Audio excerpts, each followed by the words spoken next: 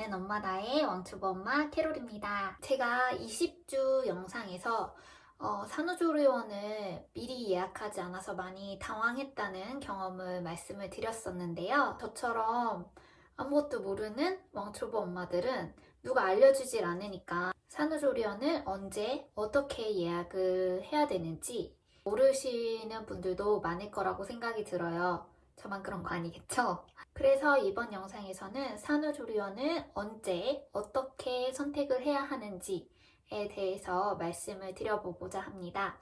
지극히 저의 개인적인 생각을 말씀을 드리는 거고요. 제가 이번에 어떤 산후조리원을 예약하게 됐는지에 대해서도 말씀을 드려볼게요. 먼저 산후조리원을 언제 예약해야 할까요? 제 생각에는 빠르면 빠를수록 좋다고 생각합니다. 아기가 생겼다고 바로 예약을 하는 건 조금 오버할 수도 있겠지만 진짜 인기 있는 데는 되게 금방 산후조리원이 예약이 다 차더라고요. 특히나 병원이랑 연계된 곳들은 좀 더 빨리 차는 것 같고요. 정말 대단한 프리미엄급 산후조리원들이라든지 동네에서 좀 인기가 많다라고 좀 소문이 많이 나 있는 산후조리원 같은 경우에는 진짜 미리미리 예약을 하셔야 될 것 같습니다. 저 같은 경우에는 투어를 예약하려고 전화를 했는데 한 군데는 제가 원하는 데를 투어도 못 했거든요. 그래서 12주 정도 되면 어느 정도 이제 안정기잖아요. 그래서 입덧도 좀 괜찮아지고 돌아다닐 수도 있으실 테니까 그때부터는 이제 슬슬 조리원 투어를 시작하시면 좋을 거라고 생각이 됩니다. 혹시나 너무 빨리 또 예약했다가 다른 데 더 좋은데 내가 발견했는데 그쪽으로 예약하고 싶은데 어떡하지? 라고 생각하시는 분들도 있으실 거잖아요. 거의 제가 다 봤던 조리원들은 예약금을 미리 한 10% 정도? 미리 걸어놓고 출산일 한 달 전까지는 취소를 해도 계약금 전부를 환불해주는 방식인 것 같더라고요. 그래서 이 부분은 걱정을 하지 않으셔도 괜찮을 것 같습니다.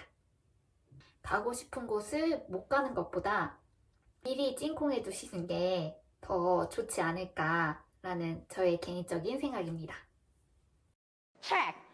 산후조리원에 대해서 제가 그동안 너무 몰랐었더라고요. 저는 이렇게 전국에 많은 산후조리원이 있는지는 몰랐어요.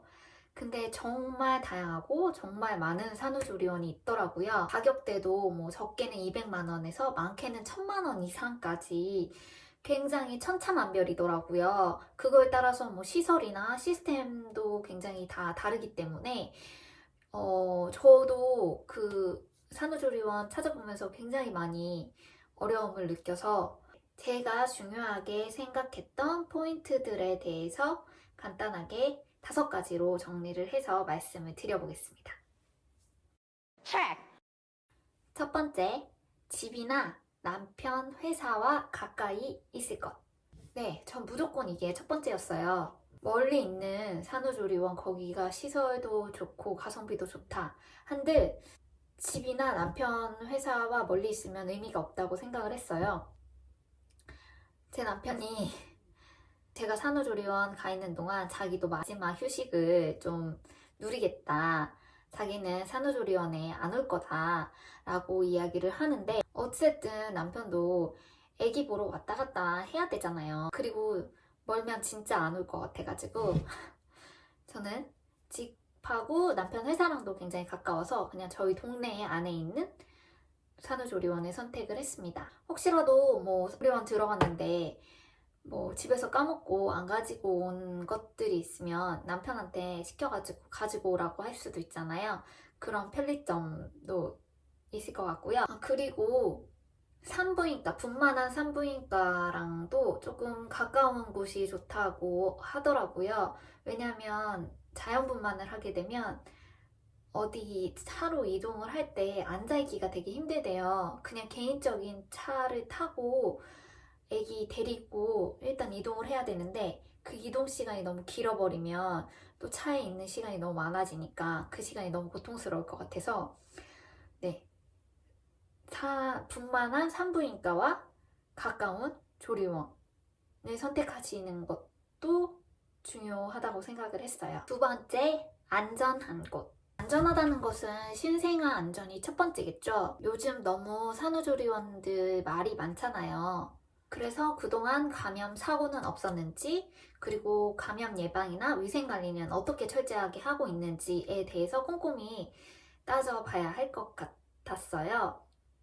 제가 첫 번째로 그 병원 연계된 조리원을 먼저 갔는데, 그냥 입구 들어갈 때 소독 그 스프레이로 칙칙 뿌리면서 이거 뿌리시고 들어가실게요. 이렇게 칙칙 뿌리고 들어갔어요. 그랬는데 그 다음에 제가 선택한 조리원에 갔는데 거기서는 먼저 손 씻으실게요. 그래서 손 씻고 그리고 위생복으로 갈아입고 그리고 들어가면서 또 스프레이가 칙 하고 나오더라고요. 그래서 그것도 뿌리고 입장을 하더라고요. 그런 부분에서 조금 여기는 위생관리가 조금 철저하겠구나 라는 생각을 했어요. 또 다른 데들은 그냥 신생아실 이렇게 유리창 있으면 거기에서 누구나 이렇게 볼 수 있는 그런 시스템이 있는 곳도 있더라고요. 근데 제가 간 곳 같은 경우에는 엘리베이터를 타고 올라가서 그 엘리베이터 앞까지만 가게 하고 저 멀찌감치 신생아실이 따로 있어요. 가까이 아예 가지를 못하게 하더라고요. 그냥 저기가 신생아실이고 저 안에서 어떻게 케어를 하고 있어요. 이 정도까지만 말씀해 주시고 가까이는 절대 못 가게 하시고요. 그리고 그 조리원 입구에서 들어가는 것 자체가 아빠 외에는 아무도 못 들어가게 하는 시스템이더라고요. 그래서 그런 부분도 마음에 들었습니다. 그리고 신생아실에서 케어해 주시는 조무사분들이 한 분당 몇 명의 신생아를 케어하는지에 대해서도 잘 알아봐야 할 것 같아요. 또 산후조리원에 그 소아과 선생님들이 보시는데 그 회진을 얼마나 자주 하시는지, 얼마나 정성스럽게 하시는지 뭐 이런 부분도 확인하시면 좋으시겠죠. 그리고 이제 보안적인 부분도 빼놓을 수가 없잖아요. 제가 선택한 조리원 같은 경우에는 카드키를 하나 주셔서 그걸로 뭐 입장할 때나 뭐 제 방 들어갈 때 어딜 이동하든 다 그 카드키가 없으면 못 다니게끔 그런 시스템을 가지고 있더라고요. 그래서 그런 부분도 마음에 들었던 것 같습니다. 세 번째, 시설이 깨끗하고 쾌적한 곳. 조리원은 사실 엄마가 쉬러 가는 곳인 거잖아요. 2주 동안 혹은 그 이상 있어야 하는데 너무 시설이 낙후됐거나 인테리어가 별로면 좀 저 같은 경우에는 좀 싫더라고요. 제가 갔던 그 산부인과랑 연계된 조리원 같은 경우에는 침대가 막 주황색, 연두색, 막 알록달록 막 마음에 안 들었어요. 그 좌욕기가 다 같이 쓰는 공공장소에 있는지 아니면 방 안에 있는지 이런 것도 저는 조금 신경이 쓰였던 것 같아요.